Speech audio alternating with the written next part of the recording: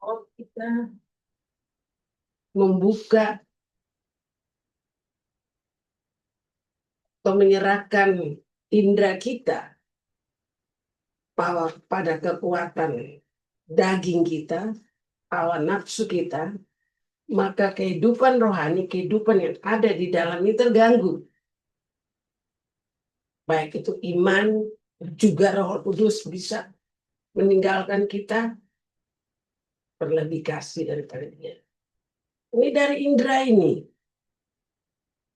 Sebab itu kita haruslah berdoa supaya indera kita ini jangan sampai tidak dikuasai oleh Roh Kudus. Setiap hari, setiap pagi, sebelum kita melakukan sesuatu, kita belajar menyerahkan kehidupan kita dan indera kita, karena ini pintu masuk dari dunia ini dan daging nafsu kita, karena kita masih indera kita ini masih melekat di daging kita ini, tubuh kita ini yang masih daging yang ditandai dengan hawa nafsu. Jadi kita berhati-hati dalam perkataan, bisa mengganggu kehidupan rohani kita. Bersungut-sungut aja itu sudah kematian rohani itu.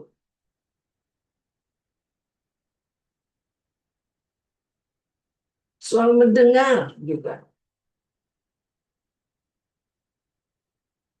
Apalagi kalau kita tidak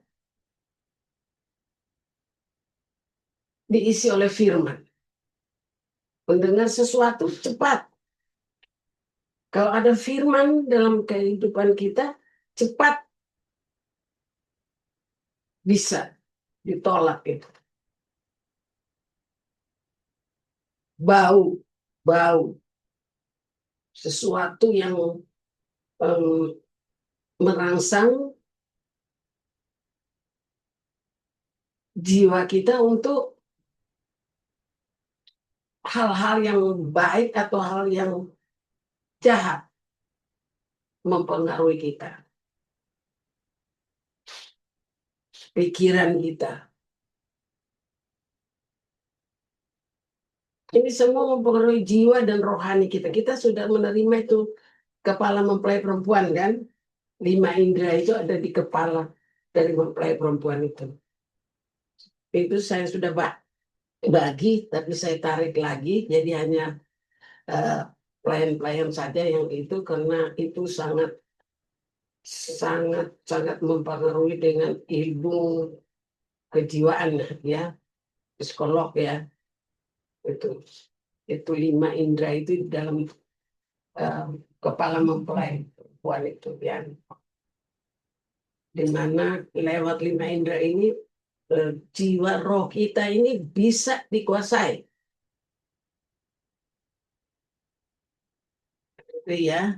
Jadi beberapa hari yang lalu saya mendengar itu, saya bilang sama satu pemudi, lihat kita mulai diuji indera kita ini. Yang bersungut-sungut, yang mendengar, nah semua diuji. Apa di dalam itu kuat? Tidak terganggu?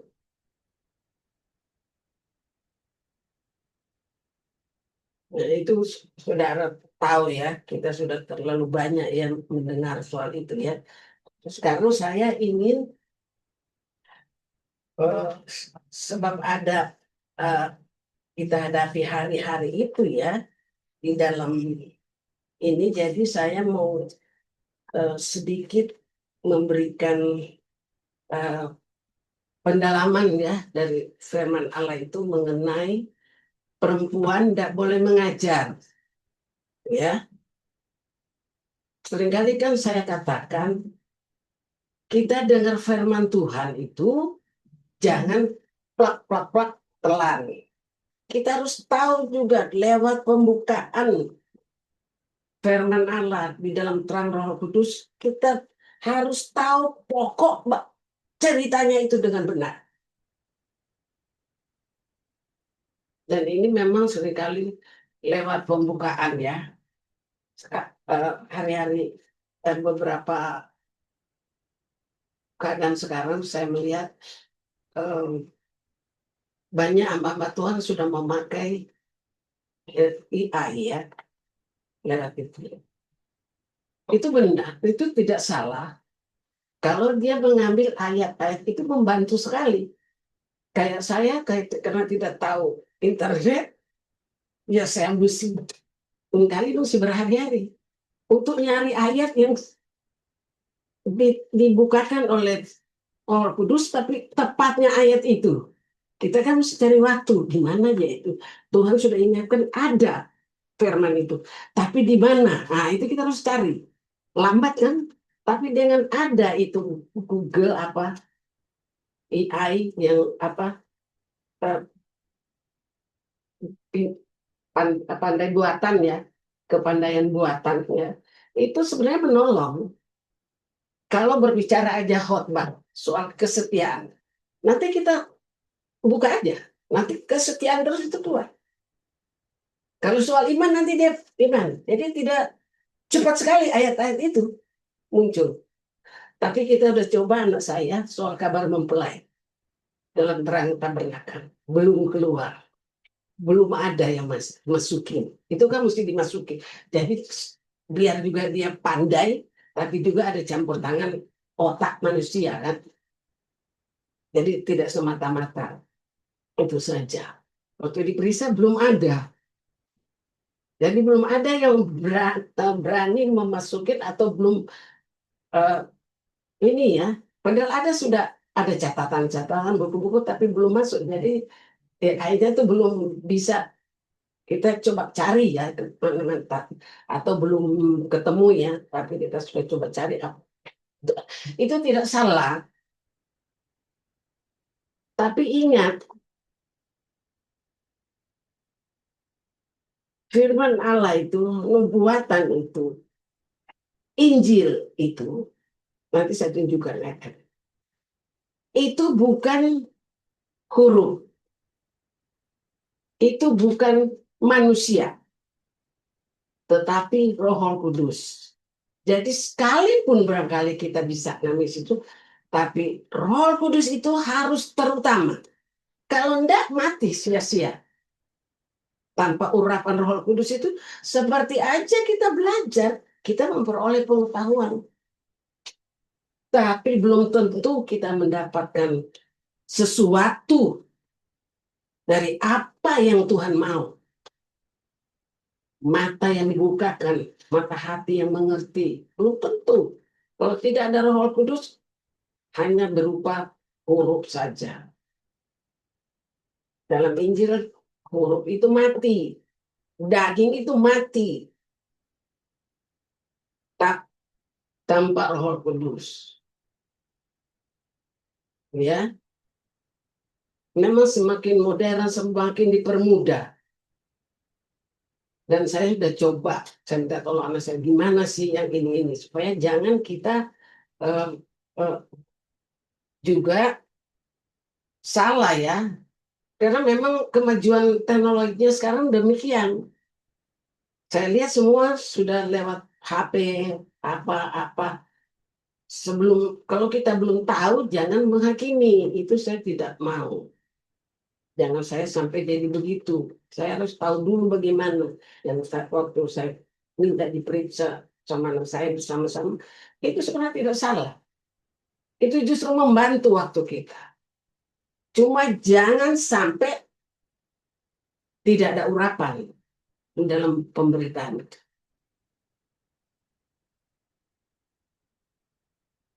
Itu hanya penolong bagi kita supaya kita juga waktu tidak lama dalam mencari itu. Lagi saya juga tua ya. Ini kalau tidak tolong sama Roh Kudus cari itu ayat, saya minta bantu selalu ya. Cari kan ada kata-kata yang begini di mana. Dia bantu. Kalau enggak lamanya mata lagi sudah enggak benar baca mulai kecil-kecil dulu udah ada itu. Jadi begitu ya sedikit saya katakan soal AI karena memang saya lihat beberapa itu dan ada perkataan eh, apa salah ya penilaiannya, tapi sebenarnya tidak salah itu justru membantu. Hanya si pemberita itu harus selalu di dalam Roh Kudus. Karena pembukaan kelihatan kalau dia cuma baca ini kelihatan. Kalau ada Roh Kudus ada pembukaan mata. Tidak seperti pemberitaan yang kayak baca pengumuman gitu, tidak lain. Itu ada, tapi kalau ada Roh Kudus dia akan bukakan sehingga uh, walaupun itu ayat-ayat yang seperti begitu bisa dibukakan bagaimana sampai kita jemaat bisa mengerti. Kedua, um, ini saya juga mau katakan seperti apa yang kita hadapi beberapa hari yang lalu mengenai um, pemakaian ya kepercayaan Tuhan pada seorang pemudi. Ini karena saya seperti apa kata saya pada rapat itu, saya bukan pemberita tapi penunggu, penunggu ya, penunggu dalam sidang jemaat ya, karena saya kan tidak bisa mengajar dalam sidang jemaat, hanya penunggu mengawasi itu saya diam di dalam sidang jemaat. Ada tarisan saya sendiri ya di wanita, di mana saya boleh mengajar, memimpin. Nah, saya berkali-kali juga bilang saya orang yang tidak fasih ya, lidah, tidak pandai berkata-kata, menyusun kalimat tidak pandai. Bahkan sudah penuh di pikiran sama hati ini, tidak tersusun untuk keluar, tidak tersusun rapi untuk keluar. Karena memang dari kecil saya hidup sendiri di Nemet, berdua. Tapi diambil lagi sama bude saya sendiri juga, karena jauh yang kakak-kakak itu udah jauh, udah kos di kota. Jadi untuk berkata-kata itu tidak lancar. Saya mana bisa berkata-kata setelah punya anak ini. Karena jangan kau enggak diam. Makanya waktu menikah saya bilang, saya nggak mau loh suami cerewet. Saya bilang itu sebelumnya. Tapi ternyata bapaknya Hodi ini enggak cerewet juga. Enggak rewel juga, enggak bawel juga, makan sembarang berpakaian. Kalau saya atur begini ya terima aja. Begitulah orangnya. Jadi dalam hal berkata-kata kurang. Nah, dalam waktu ditinggal oleh gembala, saya dong harus memberi tahu segala kebijaksanaan yang gembala tinggalkan. Yang tahu kan semuanya tentu istri kan, itu. Dan waktu mau berbicara itu,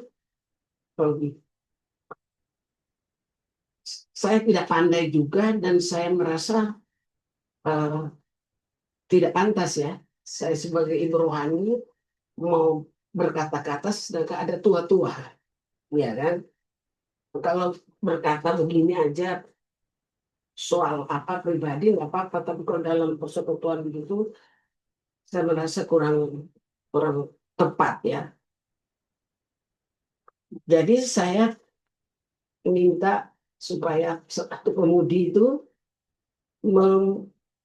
saya bilang kamu kamu ini aja sambung kata Oma ya. Jadi dia khusus datang ke saya bertanya apa-apa semua, terus saya ceritakan begini begini begini. Jadi kamu bantu Oma, istilahnya lah juru bicara lah ya.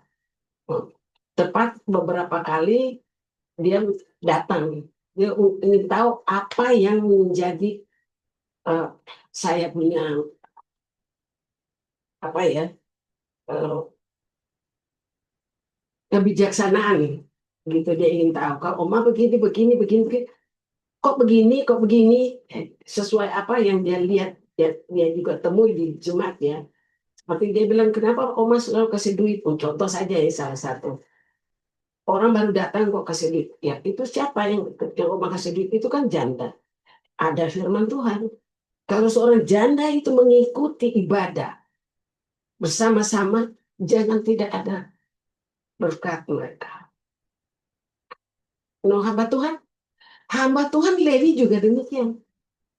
Kenapa cuma Lewi hamba Tuhan yang Oma kasih? Karena ada firman Tuhan.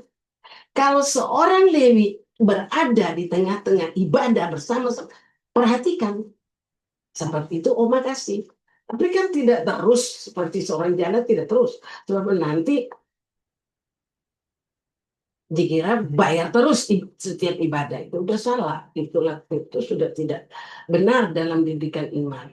Jadi cuma pertama kali atau kedua kali Oma melakukan itu. Jadi Oma lakukan itu bukan begitu saja. Semua ada dasar firman. Oh iya Oma, jadi dia ingin tahu kan kebijaksanaan itu. Terus Oma nanti ada rapat bagaimana terakhirnya. Dia tanya, dia datang khusus 1 hari sampai malam untuk rapat itu. Dia tanya, saya bilang ya, kamu ganti Oma untuk berbicara. Oma nggak pandai berbicara.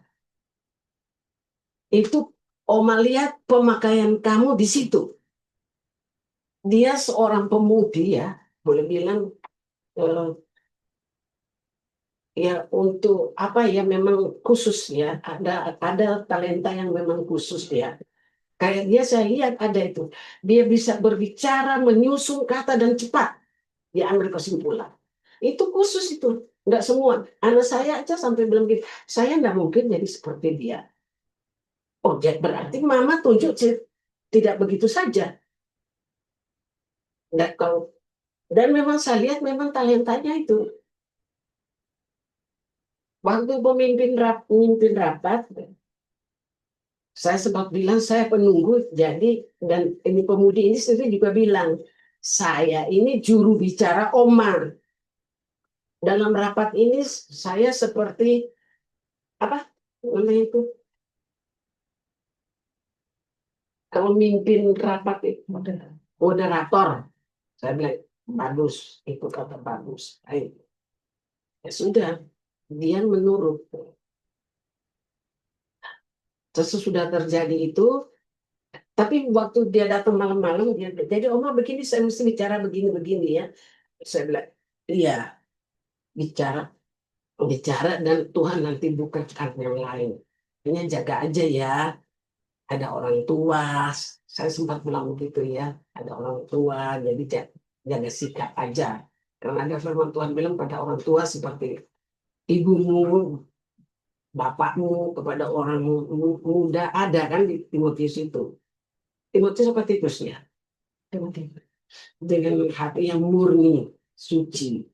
Jadi harus ada juga penghormatan. Sampai saya kasih contoh kayak tadi ya. Papi itu tapi tua-tua. Saya sampai sempat bilang begitu. Tapi Tuhan akan lengkapi kok. Semua Tuhan akan lengkapi. Siapa yang baru melayani atau mengerjakan sesuatu kalau tidak ada salah? Masih pertama itu ada kesalahan. Tapi kegagalan itu justru untuk dia tahu kekurangannya. Ini saya berbicara dulu begini, tapi nanti saya tunjukkan firman Tuhan. Karena ada yang mengatakan, sehingga dia sedikit ini sama bertanya sama saya. Dan saya juga mendengar beberapa orang bahwa kok kenapa tidak tunjuk laki-laki. Sedangkan ada kan anak-anak muda. Loh, saya perempuan, masa saya mau tunjuk laki? Berbicara apa dia dia bisa dekat sama saya. Saya juga kan tidak bebas. Ya perempuan harus sama perempuan kan? Itu firman Tuhan juga bilang. Nah, mereka ada kata yang bilang kenapa perempuan diizinkan sama oma memimpin mengajar sedangkan adalah laki-laki. Coba saudara pikirkan. Saya izinkan dia untuk memimpin atau moderator atau juru bicara sedangkan ada tua-tua. Kalau saudara bagaimana? Karena sempat bilang, loh, tante mengajar, nggak boleh mengajar kok perempuan. Kalau ada laki-laki, kenapa izinkan si pemudi ini? Ada kumpul orang laki-laki kok mengajar, memimpin. Sempat juga saya telepon, kamu jangan bimbang. Nanti Oma kasih firman Tuhan untuk pegangan supaya kamu tidak goyah di dalam pemakaian kamu. Itu karunia kamu yang ada. Oma tidak sembarang tunjuk. Nah, saya mau bacakan ya. Kita baca sama-sama 1 Korintus ya.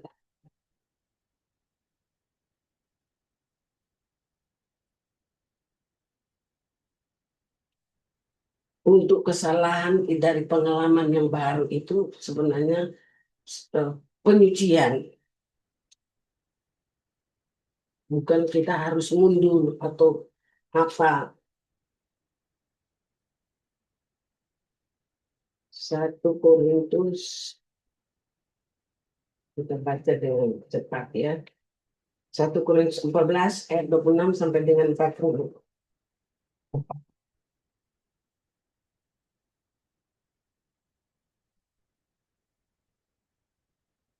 Peraturan dalam pertemuan jemaat. Jadi bagaimana sekarang saudara-saudara? Pertemuan dalam sidang jemaat. Pertemuan dalam sidang jemaat. Terus?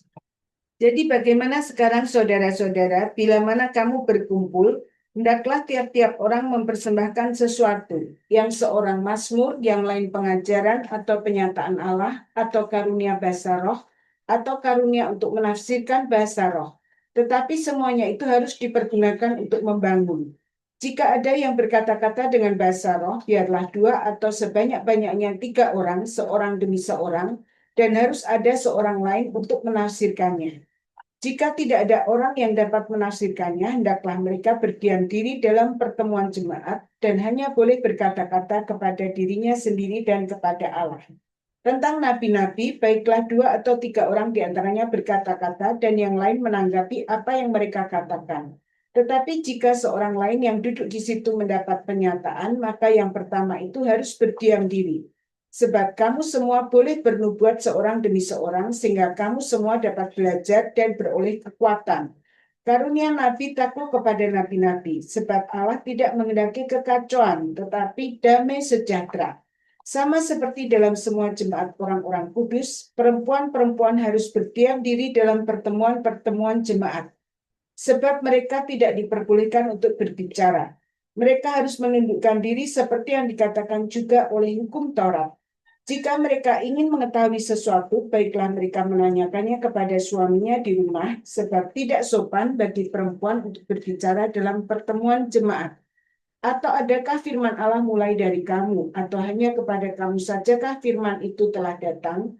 Jika seorang menganggap dirinya nabi atau orang yang mendapat karunia rohani, ia harus sadar bahwa apa yang dikatakan kepadamu adalah perintah Tuhan.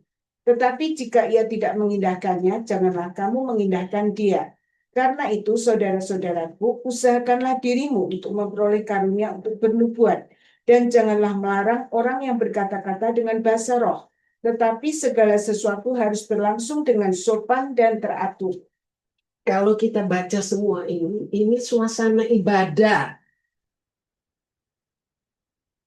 dalam suasana pertemuan, suasana ibadah. Bukan lain. Ini dalam suasana ibadah. Ada firman, ada doa, ada bahkan ditegur Nabi.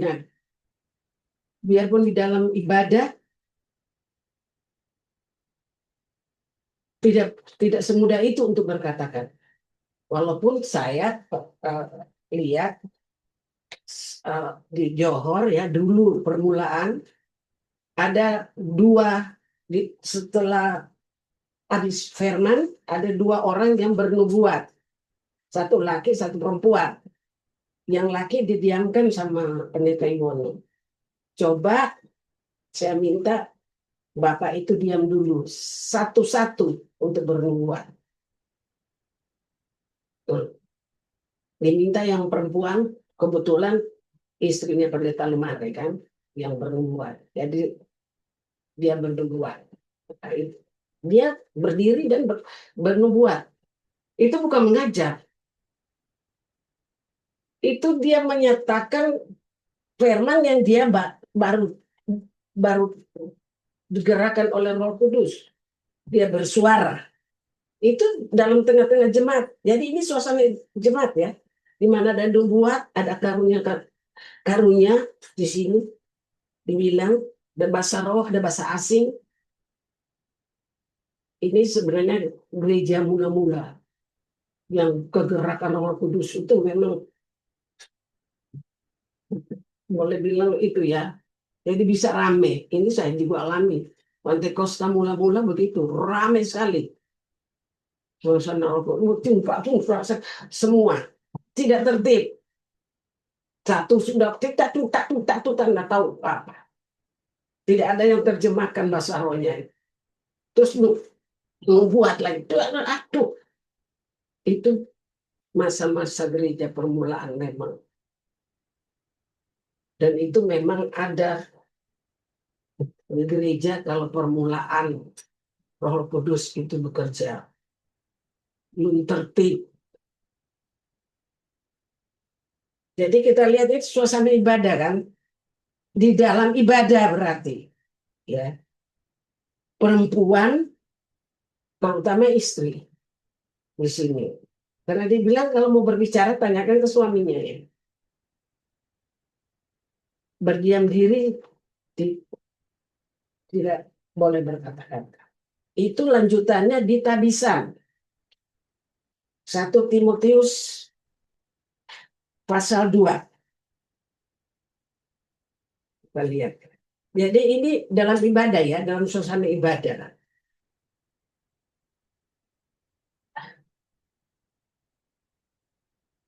Satu Timotius pasal 2.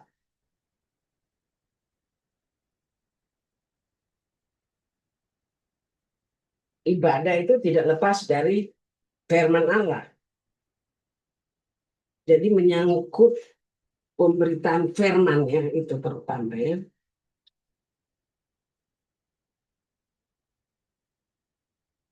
Satu Timotius pasal 2 ayat 8 sampai 15.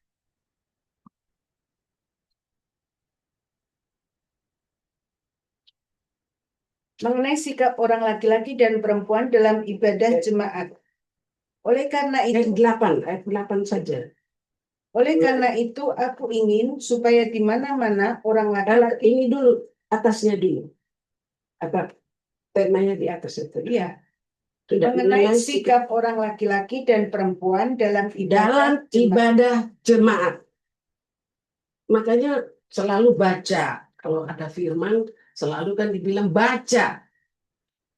Mendengar dan membaca kata Wahyu. Itu berbahagia. Selalu harus kembali kepada firman Tuhan. Berkali kan kita bilang ini sudah sering ayat ini PR ya. Sekali lagi. Oleh karena itu aku ingin supaya di mana-mana orang laki-laki berdoa dengan menadahkan tangan yang suci, tanpa marah dan tanpa perselisihan. Demikian juga hendaknya perempuan, hendaklah ia berdandan dengan pantas, dengan sopan dan Ya, sederhana. beberapa kemis yang lalu ya. Perempuan-perempuan itu harus berdandan. Terus Rambutnya jangan berkepang-kepang, jangan memakai emas atau mutiara ataupun pakaian yang mahal-mahal, tetapi hendaklah ia berdandan dengan perbuatan baik seperti yang layak bagi perempuan yang beribadah. Seharusnya lah perempuan berdiam diri dan menerima ajaran dengan patuh. Aku tidak mengizinkan perempuan mengajar dan juga tidak mengizinkannya memerintah laki-laki. Hendaklah ia berdiam diri. Karena Adam yang pertama dijadikan, kemudian barulah Hawa. Lagi pula, bukan Adam yang tergoda, melainkan perempuan itulah yang tergoda dan jatuh ke dalam dosa. Tetapi perempuan akan diselamatkan karena melahirkan anak, asal ia bertekun dalam iman dan kasih dan pengudusan dengan segala kesederhanaan. dikatakan mengenai sikap orang laki-laki dan perempuan dalam ibadah jemaat. Jadi ada pemberitaan firman di dalamnya. Ibadah.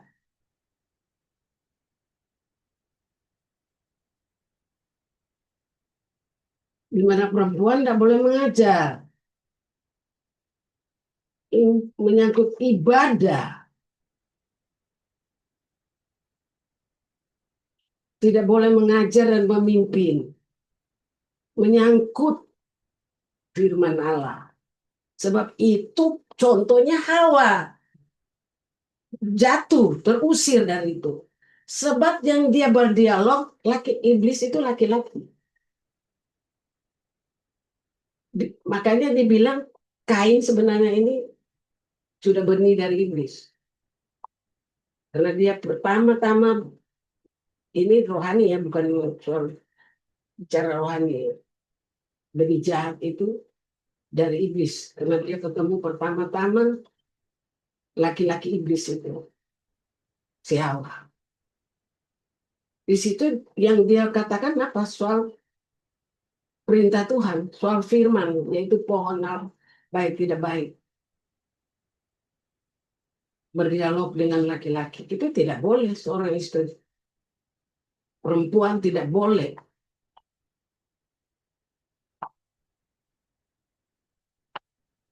Banyak contoh itu. Perempuan-perempuan yang mau berbicara firman, saksi, sampai curhat-curhat, ujung-ujungnya jatuh. Saya hampir 40 tahun lebih jadi hamba Tuhan. Menampingi suami saya. Banyak kesaksian-kesaksian.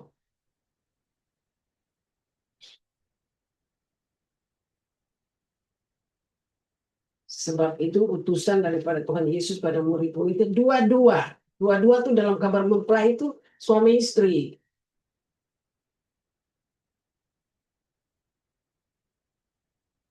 Jadi ini di dalam ibadah jemaat.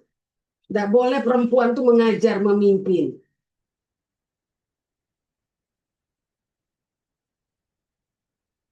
Tapi berbicara di luar, nah pemudi ini kan dia memimpin rapat untuk persiapan Natal. Persiapan ibadah, jadi bukan ibadah. Dia memimpin berbicara itu bukan dalam ibadah. Persiapan ibadah. Jadi pelayanan pekerjaannya di luar. Sama seorang guru, dosen, dia imam. Tidak boleh mengajar. Itu kan tugasnya di luar. Memang pekerjaannya dosen. Berarti dia juga mengajar kan? Tapi bukan firman. Nah itu pekerjaannya kok di luar. Kenapa dia tidak bisa mengajar? Itu tugasnya kok. Nah pemudi itu kemarin rapat. Persiapan Natal. Bukan ibadah Natal. Nanti kita lihat. Pada Deborah. Contoh Deborah. Seorang wanita. Yang seringkali dipakai untuk melawan kabar mempelai. Ternyata mempelai tidak ini Deborah. Deborah berada di luar, di bawah pohon bahkan dia. Dia jadi hakim Nabi ya. Tapi di bawah pohon, bukan di rumah Tuhan. Rumah Tuhan tuh Hana. Makanya tugasnya cuma doa dan puasa. Nabi Hana. Jadi jangan sampai kita menghakimi sebelum kita memeriksa dulu firman itu.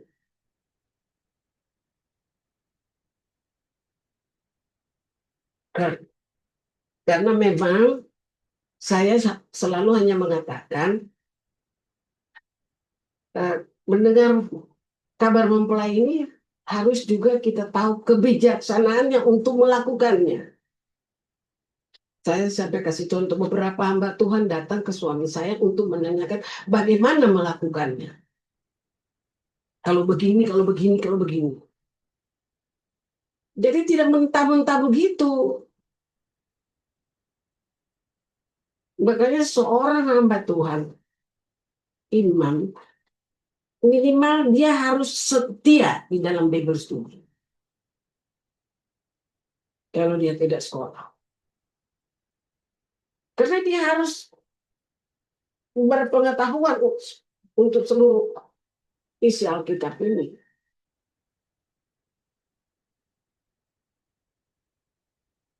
Kita baca Deborah ya. Di mana dia? Jadi kalau pekerjaan di luar ibadah boleh. Contoh seorang guru.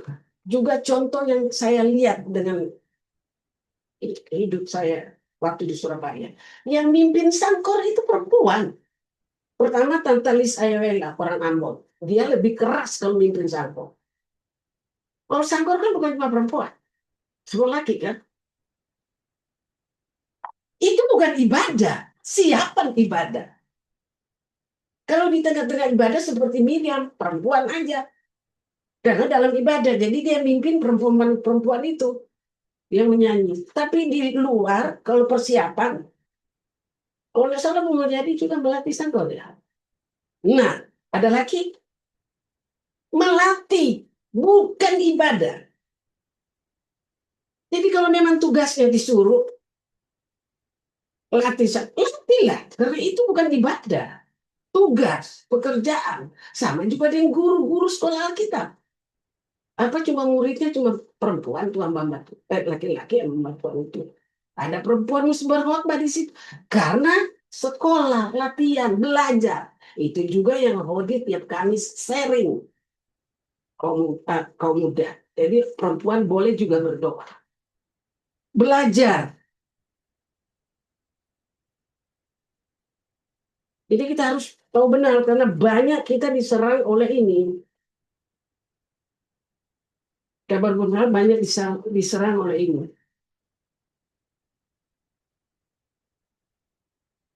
Dan mereka melakukannya itu, akhirnya kita tuding. Karena kita sendiri tidak tahu apa yang kita kabarkan.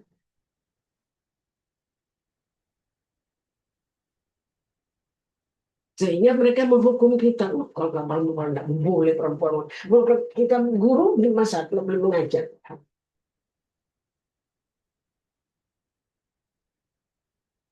Di sini Deborah itu hakim. Bukan saja nabi, hakim. Dia duduk di bawah pohon Tamara Deborah. Dan orang datang ke dia di situ. Bukan di tempat ibadah. Dia tidak berbicara firman. Hakim, pengacara. Maka aja ada orang anak Tuhan pengacara. Kalau itu tugas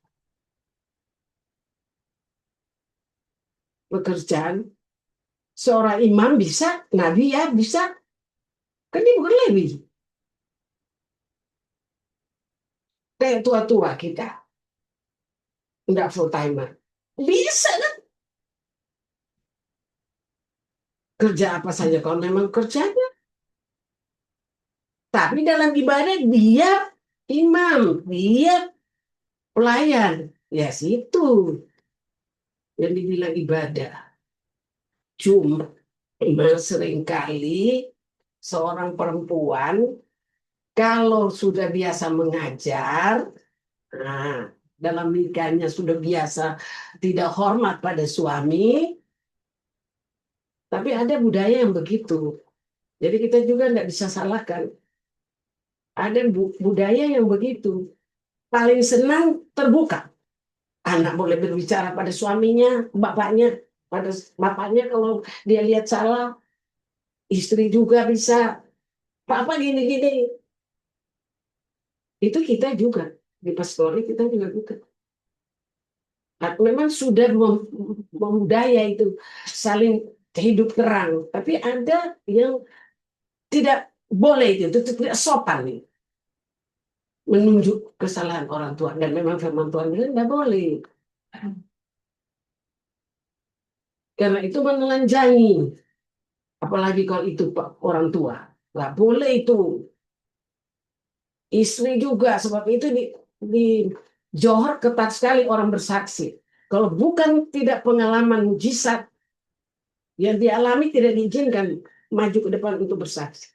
Sebab seringkali bersaksi menelanjangi dan menghakimi orang lain.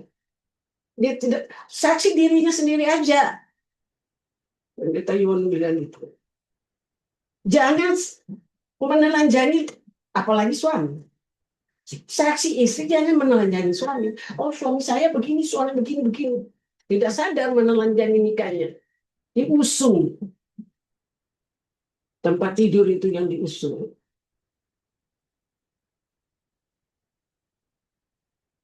Jadi sebab kita bersaksi juga hati-hati. Bersaksi aja lah pengalaman firman. Kan kita kesaksian itu namanya kesaksian Yesus. Nggak usah kita mau ceritakan suami saya begini. Kalau cuma bilang diam, suami punya kebaikan itu juga kesaksian. Bahwa suami saya juga sudah dirubah oleh itu. Tapi kalau sampai menceritakan dia begini, begini, itu tidak benar. Itu yang tidak diizinkan. Yang saya lihat di Johor. Nah, saya kerja di dalam pastori, karena saya menjaga anaknya, pendeta Yuwono. Jadi saya tahu persis, pulang ibadah, cerita suami istri saya serempet-serempet. Mau melakukan apa selalu kor. Dengar nggak? Ini. Jadi saya tahu persis, sampai soal keuangan saya tahu. Bagaimana cara Om Tante Yuwono melakukannya. Sudah lacinya itu banyak. Tinggal buka aja, untuk apa? Ini untuk sudah ada saluran sendiri sampai di keuangan. Karena saya melayani anaknya kan di dalam, sering masih kecil-kecil waktu itu, jadi sering dekat sama orang tuanya. Jadi apa yang diomongin Om Tante Yuwono, saya dapat.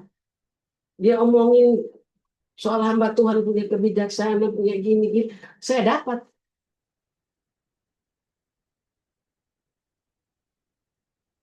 Saya dapat banyak. Sebab itu Tuhan tolong ya saya dulu. Di sekolah Alkitab,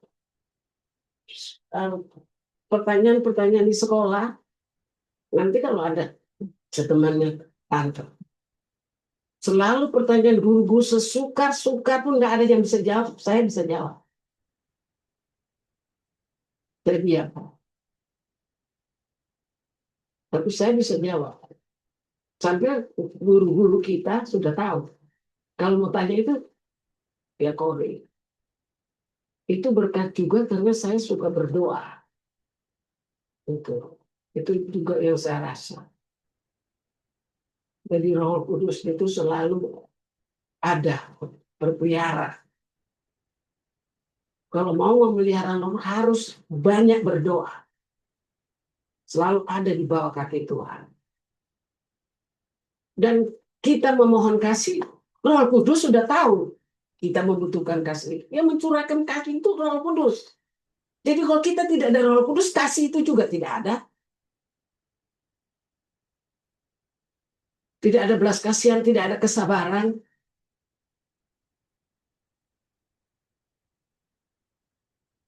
Saya berbicara ini seperti anak-anak ya. Saya dan arti rohani ya. Jadi sedikit menekan-nekan. Tapi memang begitulah karakter saya. Jadi saya minta maaf ya, saya bukan marah. Tapi seperti Deborah ini, tindakan seorang ibu untuk melawan musuh, memenangkan umatnya. Deborah ini dia akhirnya mengakui dia mau ikut Barak untuk berperang, memimpin perang itu. Karena dia ada hati seorang ibu bagi Israel. Jadi itu saja. Jadi dikasih lihat, kalau kita seorang wanita, ibu itu wanita, jangan kita tinggalkan sifat kita sebagai wanita, walaupun kita dipakai oleh Tuhan.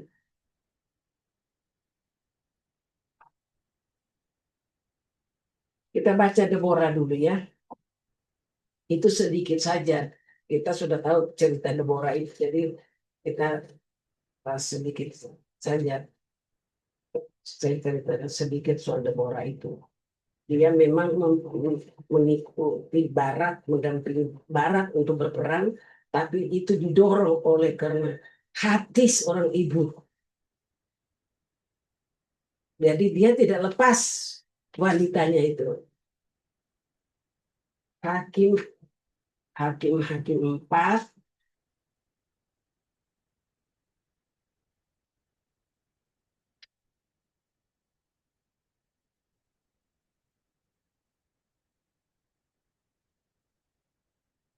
ayat 1-24.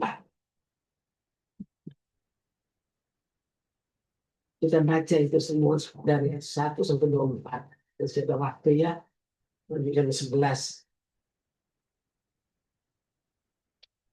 Deborah dan Barak. Setelah Ehud mati, orang Israel melakukan pula apa yang jahat di mata Tuhan. Lalu Tuhan menyerahkan mereka ke dalam tangan Yabin, Raja Kanaan, yang memerintah di Hasor. Panglima tentaranya ialah Sisera, yang diam di Haruset Hagoyim. Lalu orang Israel berseru kepada Tuhan, sebab Sisera mempunyai 900 kereta besi, dan 20 tahun lamanya ia menindas orang Israel dengan keras. Pada waktu itu Deborah, seorang nabiah, istri Lapidot, memerintah sebagai hakim atas orang Israel. Ia biasa duduk di bawah pohon korma.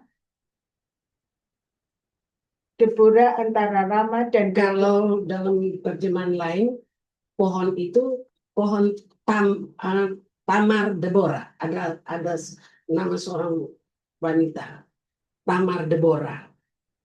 Kalau di sini cuma pohon Deborah ya.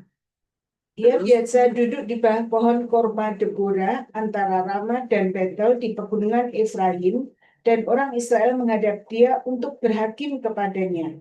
Ia menyuruh memanggil Barak bin Abinoam dari Kedes di daerah Naftali, lalu berkata kepadanya, "Bukankah Tuhan Allah Israel memerintahkan demikian? Majulah, bergeraklah menuju Gunung Tabor dengan membawa 10.000 orang Bani Naftali dan Bani Sebulon bersama-sama dengan engkau, dan aku akan menggerakkan Sisera, panglima tentara Yabin, dengan kereta-keretanya dan pasukan-pasukannya menuju engkau ke sungai Kison, dan aku akan menyerahkan dia ke dalam tanganmu." Jawab Barak kepada Deborah, "Jika engkau turut maju, aku pun maju. Tetapi jika engkau tidak turut maju, aku pun tidak maju." Kata Deborah, "Baik, aku turut. Hanya engkau tidak akan mendapat kehormatan dalam perjalanan yang engkau lakukan ini, sebab Tuhan akan menyerahkan Sisera ke dalam tangan seorang perempuan." Lalu Deborah bangun berdiri dan pergi bersama-sama dengan Barak ke Kedes. Barak mengerahkan suku Sebulon dan suku Naftali ke Kedes, maka 10.000 orang maju mengikuti dia. Juga Deborah maju bersama-sama dengan dia. Adapun Heber, orang Keni itu telah memisahkan diri dari suku Keni dari anak-anak Hubab, ipar Musa, dan telah berpindah-pindah memasang kemahnya sampai ke pohon Tarkertis di Saanaim yang dekat Kedes. Setelah dikabarkan kepada Sisera bahwa Barak bin Abinoam telah maju ke Gunung Tabor, dikerahkannyalah segala keretanya, 900 kereta besi, dan seluruh rakyat yang bersama-sama dengan dia dari Haruset Hagoyim ke sungai Kison. Lalu berkatalah Deborah kepada Barak, bersiaplah, sebab inilah harinya Tuhan menyerahkan Sisera ke dalam tanganmu. Bukankah Tuhan telah maju di depan engkau? Lalu turunlah Barak dari Gunung Tabor dan 10.000 orang mengikuti dia. Dan Tuhan mengacaukan Sisera serta segala keretanya dan seluruh tentaranya oleh mata pedang di depan Barak. Sehingga Sisera turun dari keretanya dan melarikan diri dengan berjalan kaki. Lalu Barak mengejar kereta-kereta dan tentara itu sampai ke Haruset Hagoyim, dan seluruh tentara Sisera tewas oleh mata pedang. Tidak ada seorang pun yang tinggal hidup. Tetapi Sisera dengan berjalan kaki melarikan diri ke kemah Yael, istri Heber orang Keni itu, sebab ada perhubungan baik antara Yabin, Raja Hasor, dengan keluarga Heber orang Keni itu. Yael itu pun keluar mendapatkan Sisera dan berkata kepadanya, singgahlah tuanku, silakan masuk, jangan takut. Lalu singgahlah ia ke dalam kemah perempuan itu, dan perempuan itu menutupi dia dengan selimut. Kemudian berkatalah ia kepada perempuan itu, berilah kiranya aku minum air sedikit, aku haus. Lalu perempuan itu membuka kirpet susu, diberinyalah dia minum, dan diselimutinya pula. Lagi katanya kepada perempuan itu, berdirilah di depan pintu kemah, dan apabila ada orang datang dan bertanya kepadamu, ada orang di sini, maka jawablah tidak ada. Tetapi Yael, istri Heber mengambil patok kemah, diambilnya pula palu, mendekatinya diam-diam, lalu dilantaknya lah patok itu masuk ke dalam pelipisnya sampai tembus ke tanah sebab ia telah tidur nyenyak karena lelahnya. Maka matilah orang itu. Pada waktu itu muncullah Barak yang mengejar Sisera. Keluarlah Yael mendapatkan dia dan berkata kepadanya, mari aku akan menunjukkan kepadamu orang yang kau cari itu. Lalu masuklah Barak ke dalam dan tampaklah Sisera mati tergeletak dengan patok dalam pelipisnya. Demikianlah Allah pada hari itu menunjukkan Yabin Raja Kanaan di depan orang Israel, dan kekuasaan orang Israel kian keras menekan Yabin Raja Kanaan sampai mereka melenyapkan Yabin Raja Kanaan itu. Jadi kemenangan itu diberikan Tuhan pada Deborah, seorang wanita. Dan siapa namanya ini? Isinya berinya Yael. Jadi kemenangan daripada Israel ini ada perempuan di sana, Deborah dan Yael.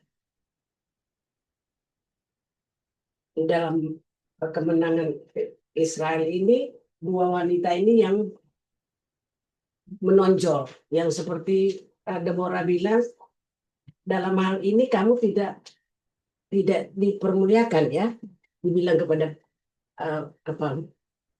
Barak, tidak, karena Tuhan menyerahkan kemenangan ini pada Deborah dan Yael, dua perempuan. Yael yang membunuh si Panglima Yabin ya, yang namanya Sisera, dibunuh di dalam rumahnya ya. Nah, di sini kita lihat ayat 5 kemenangan itu dirayakan. Dimana nyanyilah Deborah ya. Dia memuji-muji Tuhan karena kemenangan itu. Tapi pada ayat yang ke-7 kita baca.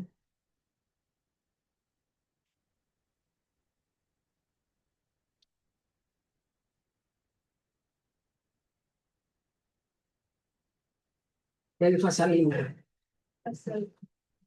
Hakim-hakim. Hakim-hakim pasal 5 ayat 7. Penduduk pedusunan diam-diam saja di Israel. Ya, mereka diam-diam sampai engkau bangkit. Deborah bangkit sebagai ibu di Israel. Iya.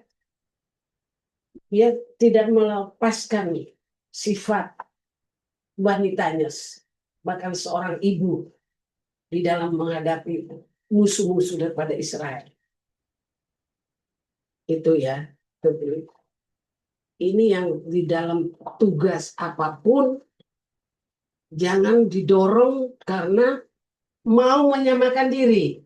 Seperti Miriam, kena kusta kan?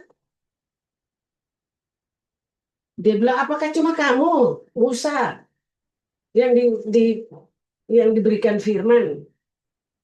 Kami juga, dia sama Harun juga katanya, diberikan pernyataan firman. Musa tidak melawan. Karena dia tahu Miriam itu kakaknya yang pernah menyelamatkan dia di sungai. Tapi apa yang terjadi? Dia kena kusta. Padahal dia pemimpin sangkor, paduan suara wanita ya, di dalam persekutuan ibadah mereka. Nah itu juga perempuan.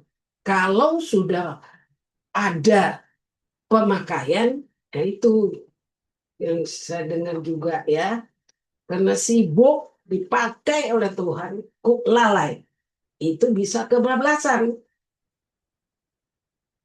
Tidak menyadari bahwa dia seorang wanita. Menyangkut firman. Dia katakan kepada Musa, pada seorang pemimpin lagi, gembala. Walaupun gembala itu ada salah, Musa itu ada salah karena dia mengambil istri orang Kusi. Tapi tidak diizinkan Tuhan untuk menuding seorang gembala. Apapun kekurangannya. Itu saya lihat sendiri di Johor. Pendeta Iwono itu keras. Ada di pendeta Solo yang berbuat zina dengan pengerjanya sampai tersebar di majalah Tempo tahun berapa itu. Beberapa pengerja dikerjain sama pendeta itu di Solo. Jemaatnya udah diberkati besar. Tapi dia jatuh dengan pengerja-pengerja itu. Istri, anaknya ada. Cantik. Memang masih tengah-tengah umur lah, masih muda. Datang ke pendeta Yuwono tua-tuanya. Mengadu. Om Yuwono langsung bilang, hati-hati kamu. Jangan kamu masih di jalan sudah jadi gila. Tajam sekali. Pendeta Yuwono. Cepat sekarang pulang. Ketemu dengan gembala.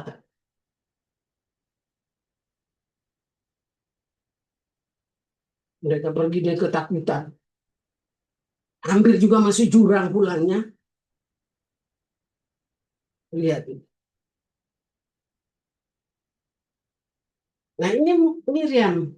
Nah itu jangan kita juga perempuan kalau sudah kebanyakan dipakai. Hati-hati. Memang ada jasa.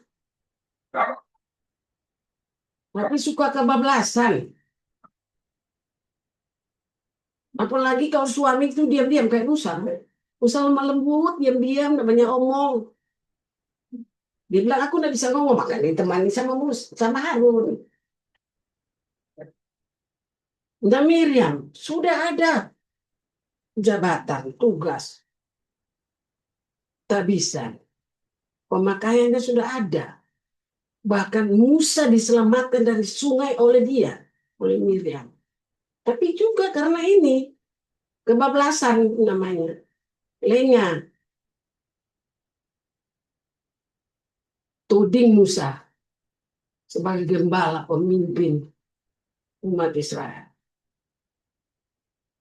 Ada ayatnya itu ya. Coba kita baca aja supaya tahu ya. Miriam. Keluaran 15 ayat 20.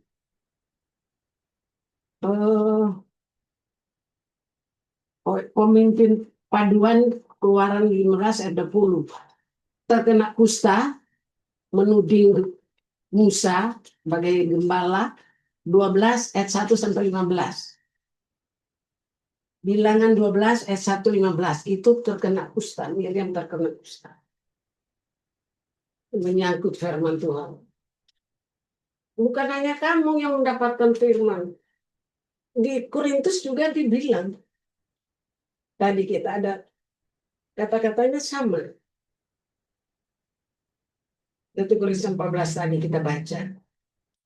Oh saudara perhatikan. Nabi-nabi itu. Apakah hanya ini yang menerima firman?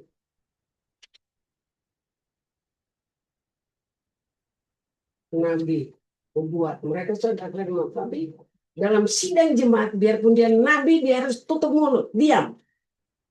Hanya diizinkan kalau Tuhan bersuara, dia nyatakan suara itu. Tapi memimpin mengajar tidak diizinkan. Roh nabi-nabi tunduk pada nabi-nabi. Begitu keras dalam ibadah seorang perempuan itu, biar juga dia dipakai Tuhan.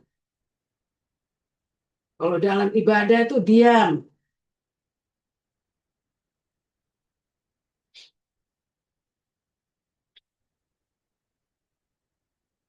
Sudah ketemu, catat aja ya karena waktunya itu ya.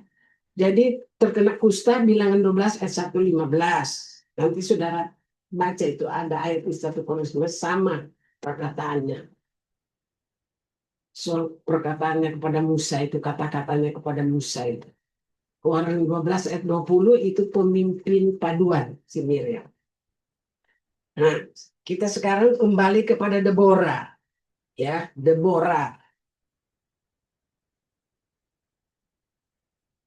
Deborah itu laki-laki 4 sampai dengan 10 kita udah baca sampai selesai. Ya, di mana Deborah itu dia berada di luar, bahkan di bawah pohon. Dia mengerjakan tugasnya sebagai nabiya dan hakim. Jadi dia ada jabatan rohani. Nabi itu salah satu dari 5 jabatan.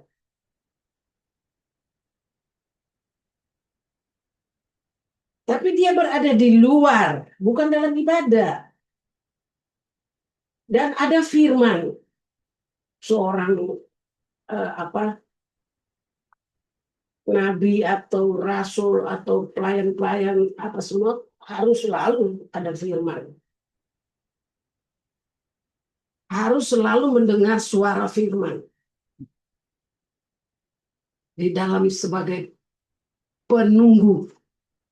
Sebagai seorang ibu itu penunggu, penjaga. Di dalam kehidupan rohani. Baik demi keluarganya, bukan pemimpin ya. Pemimpin itu suami. Penunggu, pengawas, dia harus tahu rumah tangganya.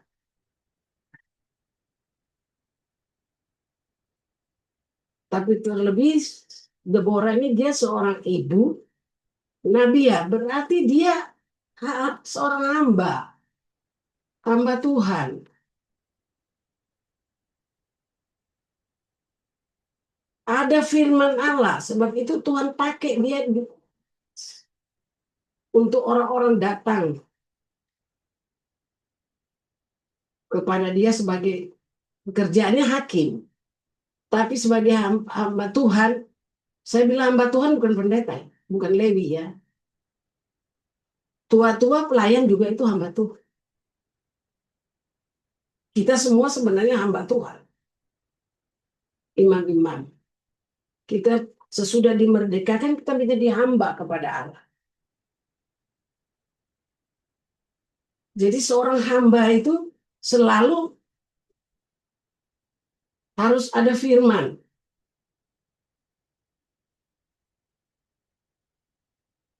Harus selalu hidup di dalam sebagai tabisannya, hamba.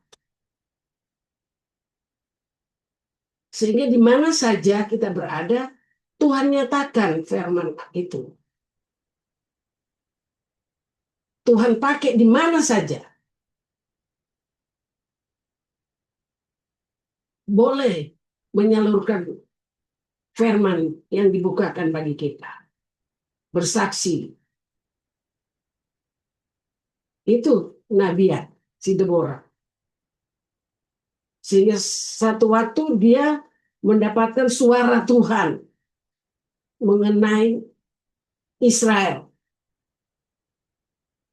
Di mana tadinya Raja Kanaan ini Yabin, yang panglimanya Sisera ini, karena mereka begitu kuat, mereka 20 tahun Israel ini dijajah, ditindas oleh Raja Kanaan ini. Kalau berbicara Kanaan, sebenarnya Kanaan ini negeri perjanjian bagi orang Israel. Tapi justru Israel ditindas 20 tahun. 20 tahun itu 2 kali 10 hukum Allah, perintah Tuhan. Memang Israel ini ditindas, diserahkan Tuhan untuk ditindas oleh musuh karena seringkali kedapatan jahat, berbuat jahat, selalu melanggar perintah Tuhan. Tidak boleh menyembah berhala. Itu salah satu yang ada dalam perintah Tuhan. Berapa kali dilanggar? 10 kali 10 tambah 10, 20. 20 tahun. Tapi setelah mereka berseru, Tuhan dengar. Dan Tuhan datang pada Deborah. Karena dia lihat ternyata Deborah ini hatinya seorang ibu. Itu dinyatakan dia dia di dalam pujiannya itu ternyata tindakannya dia mau maju berperang bersama-sama Barak. Barak nggak berani mau maju sendiri. Dia bilang kalau kamu nggak ikut, saya nggak ikut. Oh baiklah, Deborah bilang. Di Deborah. Tapi kamu nanti nggak dapat penghargaan situ, karena kan Tuhan serahkan ke perempuan.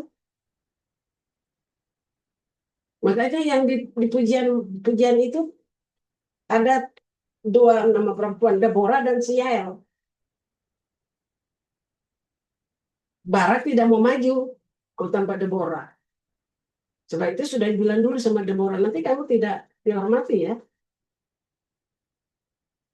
Karena bukan dia. Tuhan tidak serahkan musuhnya pada Barak. Pada perempuan. Ini pemakaian Tuhan. Ternyata Deborah ini hatinya sebagai seorang ibu pada umat Israel. Jadi dia memang menunggu melayani sebagai hamba Allah, sebagai hakim.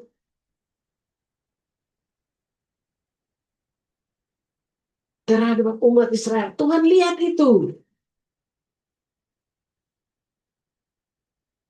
Pada seorang hamba yang terhadap umatnya.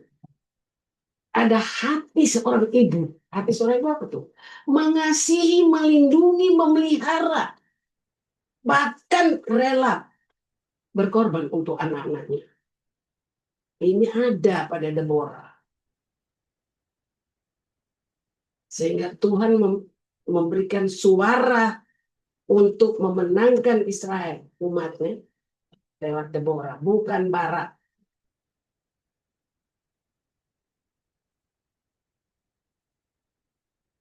Ini Deborah. Dengan tugasnya di luar.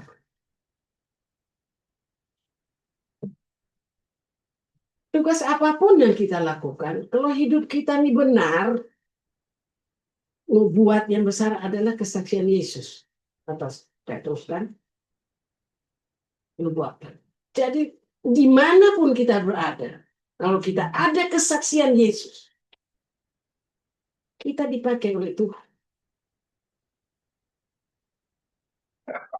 sebagai seorang hamba. Karena dalam jemaat kita ada peraturan, tidak boleh perempuan mengajar dalam pertemuan jemaat, dalam jemaat yang kudus. Tidak boleh. Itu saja. Jadi kalau kita memang ada tugasnya itu, memang bertugas atau pekerjaannya itu, kita nggak usah ragu-ragu. Biarpun dia seorang imam. Kalau tugasnya memang mengajar, ya silakan. Mengajar ilmu ya, bukan firman. Pengetahuan dunia. bukan mengajar firman.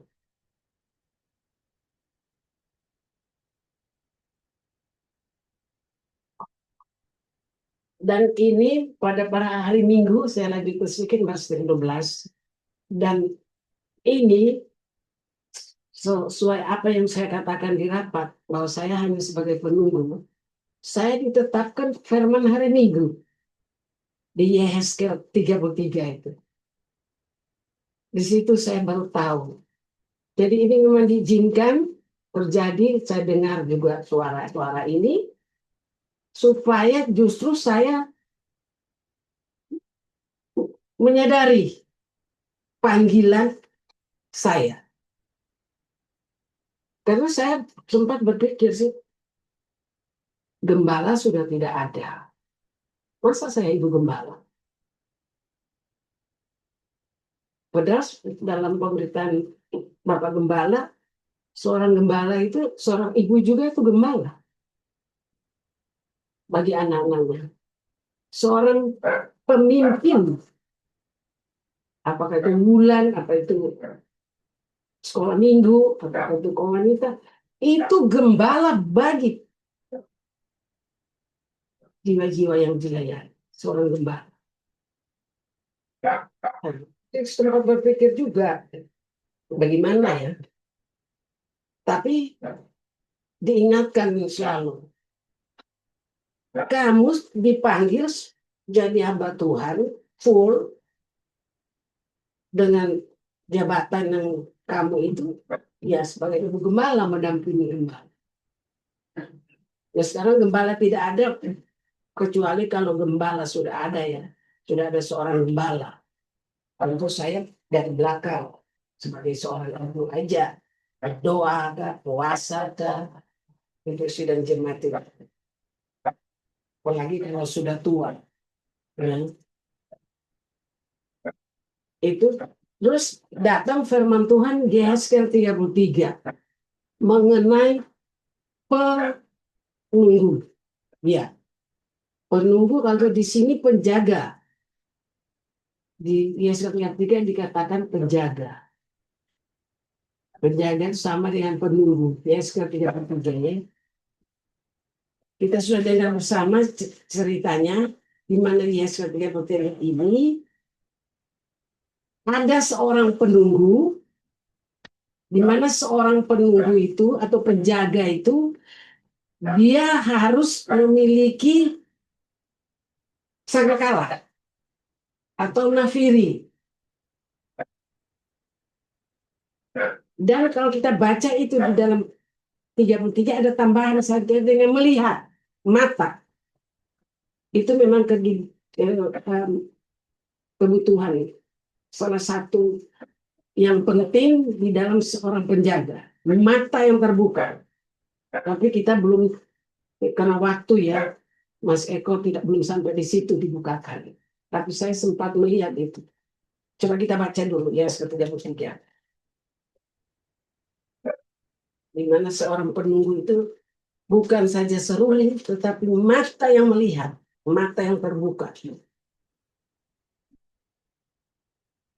Mata yang ada pembukaan firman ya. Terbuka pada firman Allah.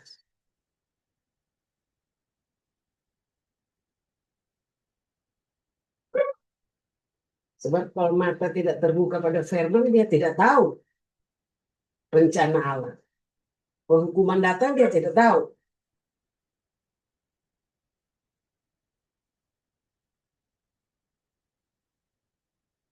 Yehezkel 34 kita baca coba. Oh, 33 sebagai penjaga di sini ya. Penjaga atau penunggu. Saya bilang saya hanya sebagai penunggu. Sama dengan penjaga. Ayat 1 mulai, dia terus ya. Tugas Yehezkel sebagai penjaga. Lalu datanglah firman Tuhan kepadaku, hai anak manusia, berbicaralah kepada teman-temanmu sebangsa dan katakanlah kepada mereka, kalau aku mendatangkan pedang atas sesuatu negeri dan bangsa negeri itu mengambil seorang dari antara mereka dan menetapkan dia menjadi penjaganya. Dan penjaga ini melihat pedang itu datang atas negerinya lalu meniup sangkakala untuk memperingatkan bangsanya, Kalau ada seorang yang memang mendengar suara sangkakala itu, tetapi ia tidak mau diperingatkan, sehingga sesudah pedang itu datang, ia dihabiskan, darahnya tertimpa kepadanya sendiri. Ia mendengar suara sangkakala, tetapi ia tidak mau diperingatkan, darahnya tertimpa kepadanya sendiri. Kalau ia mau diperingatkan, ia menyelamatkan nyawanya. Sebaliknya, penjaga yang melihat pedang itu datang, tetapi tidak meniup sangkakala dan bangsanya tidak mendapat peringatan, sehingga sesudah pedang itu datang, seorang dari antara mereka dihabiskan. Orang itu dihabiskan dalam kesalahannya, tetapi aku akan menuntut pertanggungan jawab atas nyawanya dari penjaga itu. Dan engkau anak manusia, aku menetapkan engkau menjadi penjaga bagi kaum Israel. Bila mana engkau mendengar sesuatu firman daripadaku, peringatkanlah mereka demi namaku. Kalau Yang sampai situ aja. Ini sih seorang penjaga ya, penunggu. Deborah juga kalau kita lihat dia penjaga. Seorang ibu itu penjaga, penunggu. Dia duduk di pohon Israel, umat Israel yang datang. Karena dia seorang hati. Ini juga. Makanya dengan ada terjadi ini, tahu firman datang ini menetapkan saya. Saya bilang saya penunggu atau penjaga saja. Dan ini firman ini datang begitu jelas. Di mana seorang penjaga itu harus memiliki sangkakala atau seruling. Itu firman Allah. Ini Deborah sebagai nabi ya. Dia harus ada firman. Dan memang ada firman. Buktinya dia suara firman ini dia disuruh sampaikan ke barat untuk kemenangan Israel.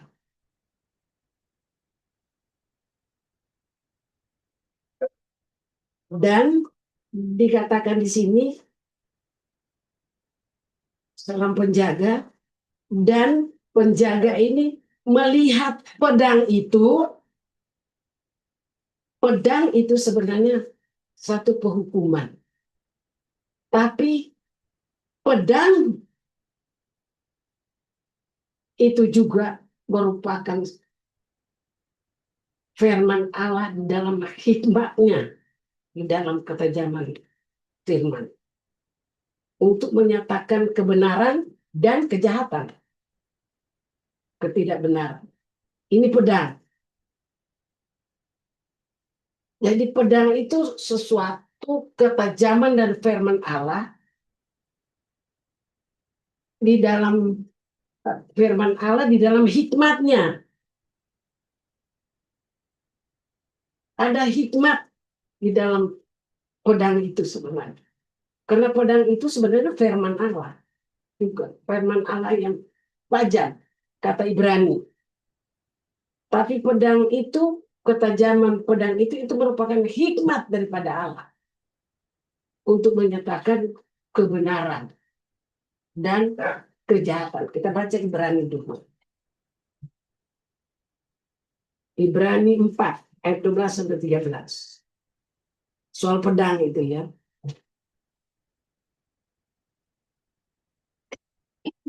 Sebab firman Allah hidup dan kuat dan lebih tajam daripada pedang bermata dua manapun, yang menusuk amat dalam sampai memisahkan jiwa dan roh, sendi-sendi dan sumsum. Ia sanggup membedakan pertimbangan dan pikiran hati kita, dan tidak ada suatu makhluk pun yang tersembunyi di hadapannya, sebab segala sesuatu telanjang dan terbuka di depan mata Dia, yang kepadanya kita harus memberikan pertanggungan jawab. Ini ketajaman firman. Sampai ke dalam sum-sum.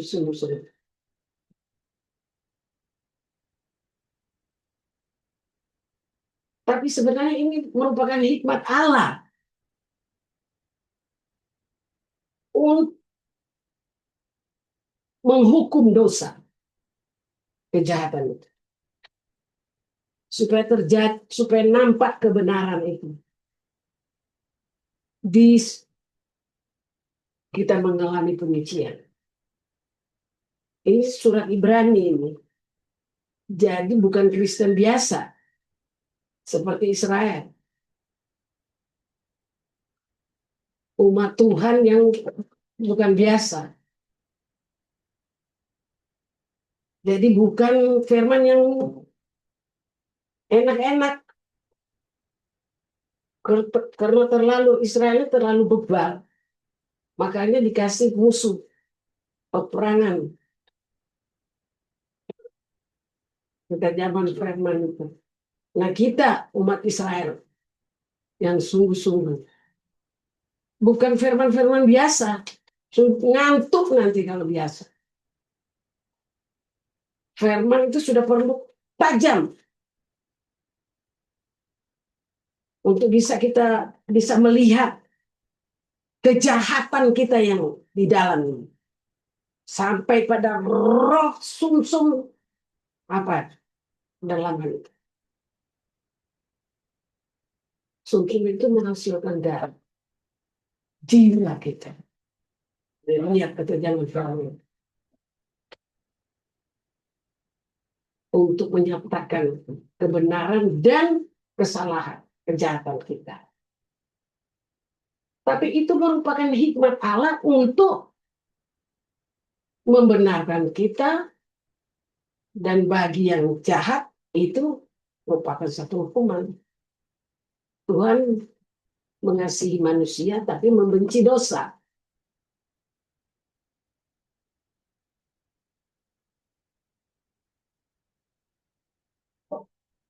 Dan itu memang kita zaman pedang itu memang hikmat. Kita ingat Soleman. Itu hikmat Allah yang ada pada Soleman. Menghadapi dua ibu, dua gereja. Yang satu rumah. Sama-sama mengaku anaknya. Ya ini ya sekarang jadi berebutan ya. Sidang jemaat yang mati, dia nak urus, dia mau cari sidang jemaat yang hidup. Yang orang lain punya anak.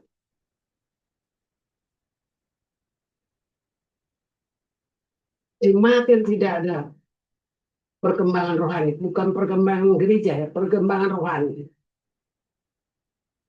Melihat jemaat orang lain yang sungguh-sungguh lihat. Apalagi biasanya menghambat Tuhan begitu, lihat ininya bulunya, sudah diberkati kalau ladang sudah buah banyak.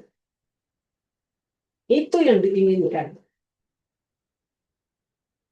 Karena kebunnya sendiri kering, kerompong.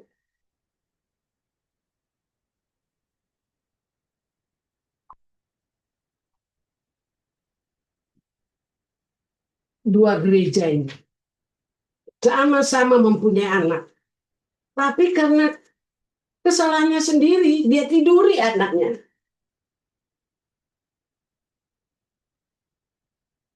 Tidur. Tidur itu apa? Nggak sadar.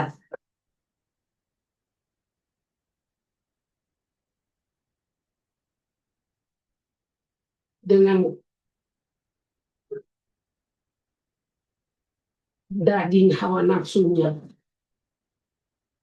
Nggak tahu sudah membunuh jemaatnya. Jemaatnya masih bayi. Nah itu yang selalu firman Allah kita dengan menggembala. Kalau rohani yang masih tunas-tunas muda, jangan dia ini siram satu ember yang mati, dia roboh, nggak kuat. Sesuai itu. Maka saya bilang, pemudi ini juga saya serahkan, dia baru mau belajar. Tapi gitulah tantangan ujian datang untuk 5 indera, saya kasih kuat dia. Kalau kamu ada firman, inilah firman, pegang. Saya bilang, kamu tidak bergoyah. Tabisanmu tidak tergoyah. Maju saja. Deborah maju. Tuhan bilang maju. Berperang.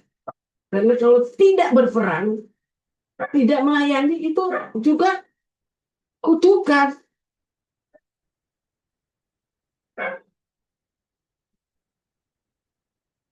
Mau berperang apa tidak, senang-senang aja hidup bagi dirinya sendiri. Itu bukan tidak melihat Tuhan.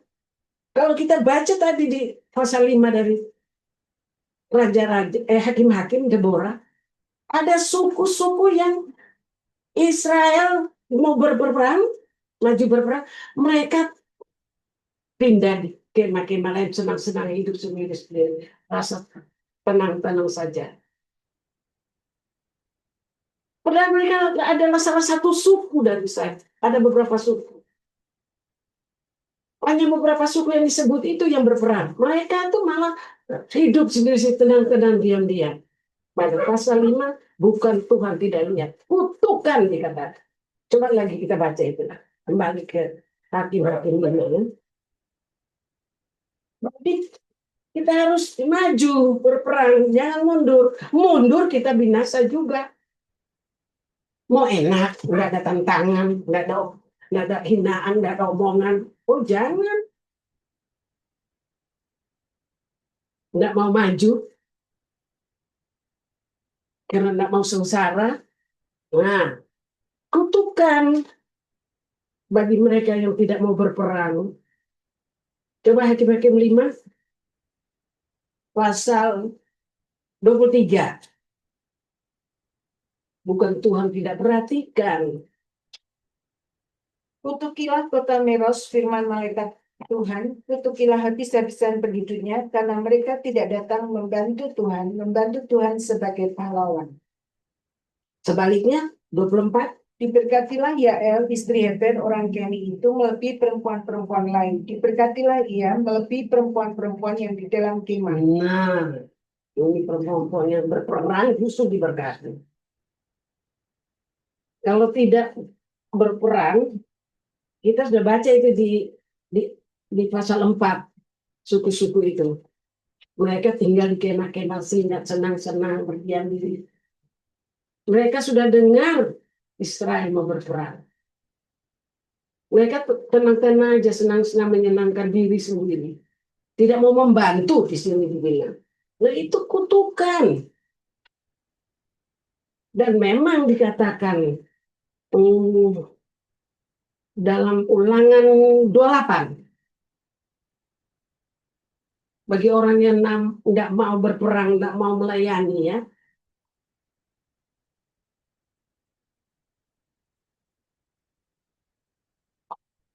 Ulangan 28, 47, 48.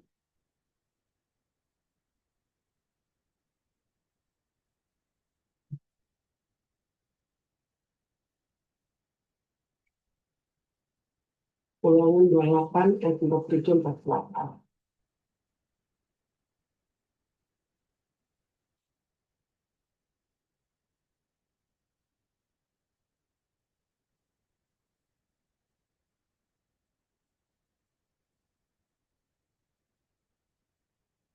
Karena engkau tidak mau menjadi hamba kepada Tuhan Allahmu dengan sukacita dan gembira hati, walaupun kelimpahan akan segala-galanya, maka dengan menanggung lapar dan haus, dengan telanjang dan kekurangan akan segala-galanya, engkau akan menjadi hamba kepada musuh yang akan disuruh Tuhan melawan engkau. Ia akan membebankan besi ke atas tengkukmu sampai engkau dipunahkannya. Sekian, ya. Jadi, tidak mau berperang, kena kutuk. Lebih baik maju, walaupun menghadapi musuh kuat.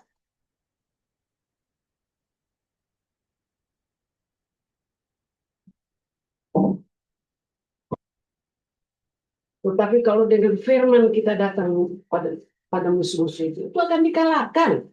Maju ke bangsa Israel. Sebelum dia menginjak Yordan, belum kering Yordan. Setelah menginjak, kering. Jadi lakukan aja firman Tuhan. Jangan takut. Saya katakan pada diri, maju saja. Karena kalau kita tidak mau melayani, ya itu ada juga hukumannya. Jadi seorang Kita kembali ke Yesaya 33 ya. Jadi pedang itu merupakan uh, ketajaman firman Allah di dalam hikmatnya Allah. Seorang penunggu dia harus bisa melihat ini. Ketajaman dari firman Allah ini dia harus bisa melihat. Seorang penunggu ini dia harus ada pembukaan mata. Apa firman itu? Kok begitu tajam? Apa?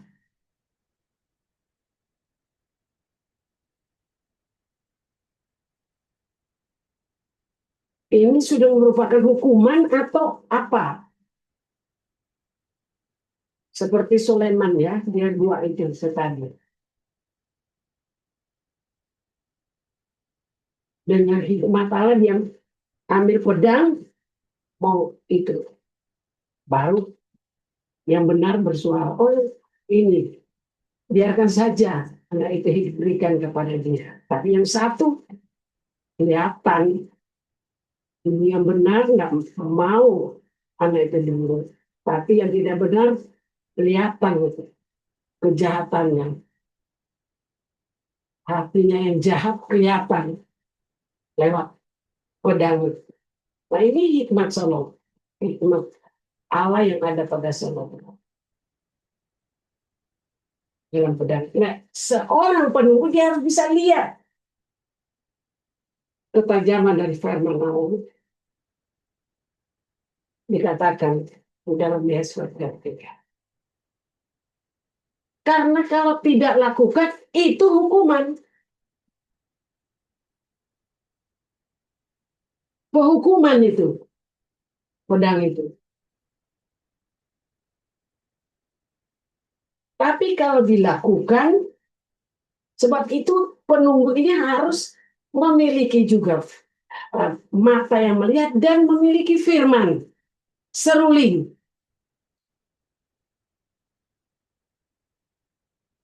Dia harus ada suara firman Allah yang seruling itu kalau dia nadanya itu memang seringkali nada peperangan, tapi juga suara begitu indah. Di pasar-pasar itu ada cerita itu ya. Seruling itu sudah ditiup di pasar-pasar, tapi ada yang menolak. Ini suara firman memanggil.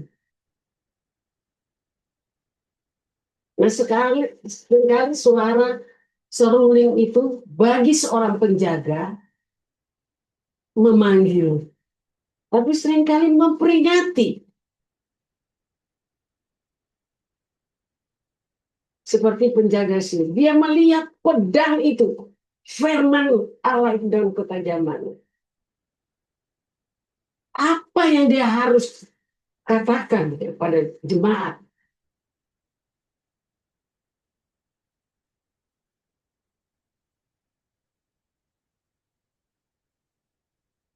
Sebagai penjaga, dia harus katakan itu.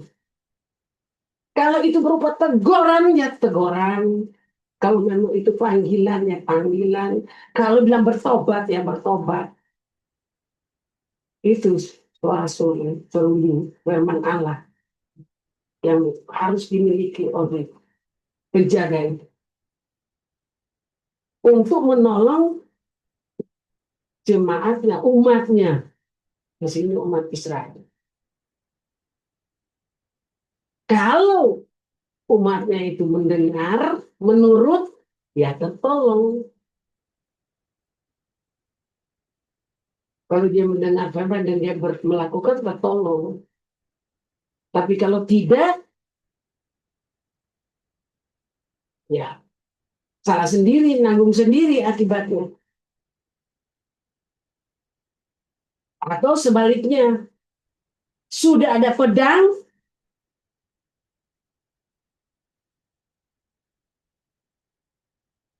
penjaga ini tidak meniup seruling. Jadi kalau ini umpamanya menerima hukuman si penjaga juga. Ini yang membukakan mata saya untuk menetapkan, oh ini yang tugas yang harus saya lakukan sebagai penunggu seperti kata saya. Itu terlontar begitu saja waktu di rapat dalam pembicaraan dengan apa, saya bilang saya hanya sebagai penunggu saja dan tidak pandai dalam berkata-kata. Waktu itu perlu saya ada bantuan. Ada loh ayat itu, seorang yang tidak pandai berkata-kata, ini surat bisa meminta bantuan pada seorang yang ada karunia, yang karunia khusus. Ada, tapi saya cari-cari sama anak saya kata-katanya bagaimana, mah? Ya begitu, tolong carikan ayatnya itu. Dia belum sempat cari. Itu. Buktinya juga Musa dibantu sama Harun. Dia bilang, saya tidak bisa bicara. Ini ada ini Harun. Harun itu katanya dia membantu. Jadi tidak apa-apa. Kalau seseorang seperti saya, seorang hamba Tuhan yang mestinya bicara, tapi tidak pandai, tidak apa-apa. Kita menunjuk orang yang ada karunia, yang bisa berkata-kata indah, tersusun, bagus, pemilihan kalimatnya. Nah, saya tidak memiliki itu. Ini saya mengatakan ini juga untuk supaya di dalam jemaat tidak ada prasangka. Kebenaran ini memang harus, saya sebagai penunggu kebenaran ini, firman ini harus memang dinyatakan. Supaya dalam sidang jemaat jangan terjadi kehakiman. Nanti salah. Menyesatkan orang lain. Jadi maaf aja. Dan memang Tuhan tetapkan, saya sudah siap yang lalu, tapi pada hari-hari ini, 3 hari ini, 4 hari ini menetapkan saya ini termasuk hari Minggu. Saya hanya siap ini, tidak tahu hari Minggu. Ditetapkan memang seorang penjaga harus memiliki firman dan mata yang melihat ketajaman daripada firman Allah di dalam hikmat Allah untuk menyatakan yang benar dan yang salah. Walaupun itu memang sakit. Seperti ya pedangmu ini, kalau yang benar ya, dia tambah merendahkan diri, menyerahkan diri. Tapi kalau salah malah kelihatan kejamnya, sadisnya, jahatnya. Sudah mencuri. 1, pencurian orang. 2, pendusta. Itu milik saya. 3, jahat. Potong aja, belas saja.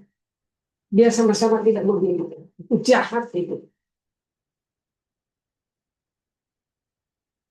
Lihat. Kalau sudah salah, terus mempertahankan diri, menumpuk dosa itu, kesalahan itu. Sebab itu bagi umat Tuhan, gereja Tuhan yang benar, di mana ada firman, lalu ada pertemuan suci. Itu kesempatan bagi kita yang disiapkan korban Kristus. Untuk jika kita mendengar dan melihat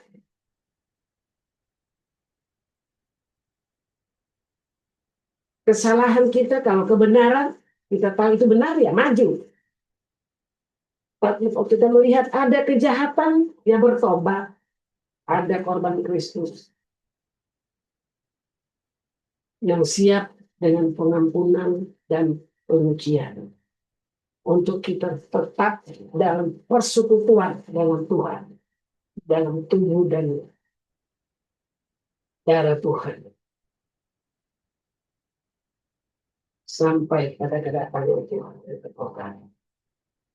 Kita tetap di dalam Dia yaitu Kristus di dalam kita.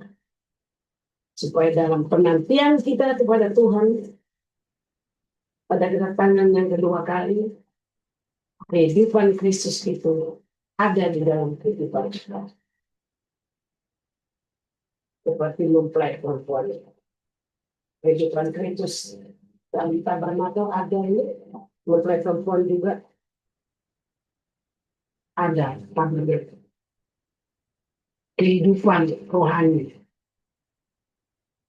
ada sama.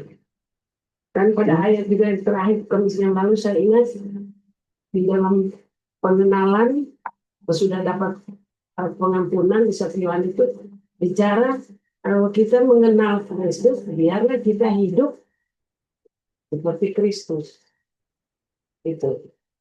Jadi terima kasih Tuhan memberkati vers 12 ya. Jadi Tuhan izinkan nanti masih kita menyelesaikan itu papan-papan jenang ya. Ini dalam isi papan-papan jenang. Ini cuma karena Tuhan tekankan ini dan kita berhadapan pada pengalaman ini supaya juga kebenaran itu dinyatakan. Memang tajam, keras. Tapi kita tahu kebenaran kan? Supaya tidak ada penghakiman. Ini juga hikmat Allah.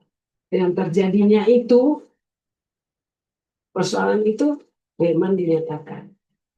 Saudara mengerti kan?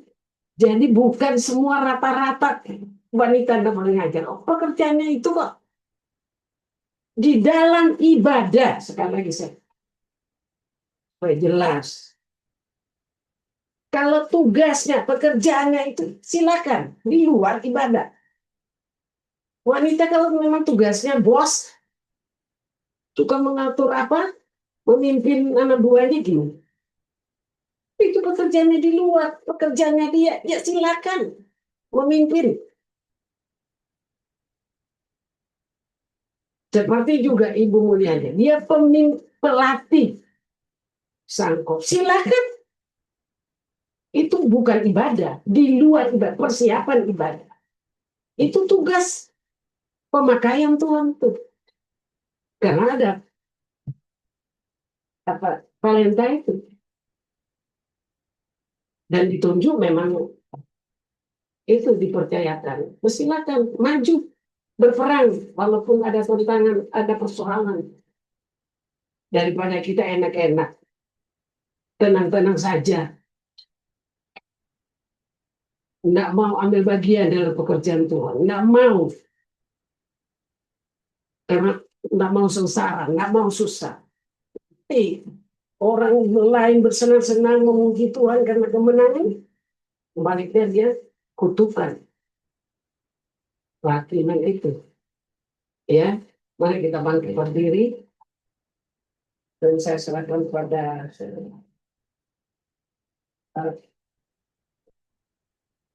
Ibu Somi ya.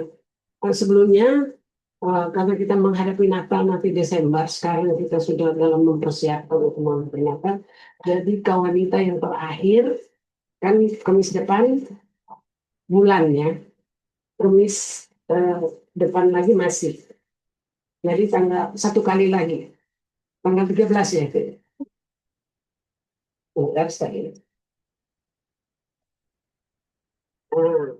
November ini tanggal 30 wanita kan. Jadi tanggal 13 itu terakhir untuk kaum wanita. Kita menghadapi persiapan-persiapan Natal ya. Kalau bulan saya dengar berdoa ya terakhir. Oke, baik. Kalau kaum wanita tanggal 13 kebaktian kaum wanita seperti biasa. Ya. Doa nanti ada doa bersama sidang jemaat dan bulan ya. Mari kita bangkit berdiri, saya serahkan kepada suami.